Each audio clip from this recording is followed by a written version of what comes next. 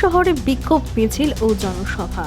বাংলাদেশের ইসকনের প্রবক্তা চিন্ময় দাসের মুক্তির দাবিতে এবং বাংলাদেশে সংখ্যালঘু হিন্দুদের উপর অত্যাচারের বিরুদ্ধে হিন্দু ঐক্য মঞ্চের পক্ষ থেকে মঙ্গলবার দুপুরে শহরে এক ঐতিহাসিক বিক্ষোভ মিছিল ও জনসভা অনুষ্ঠিত হয়।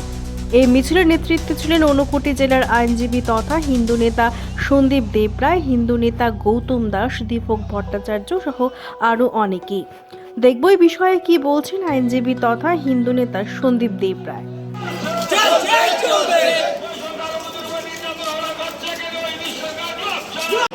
আজ এখানে কেন একত্রিত হয়েছি?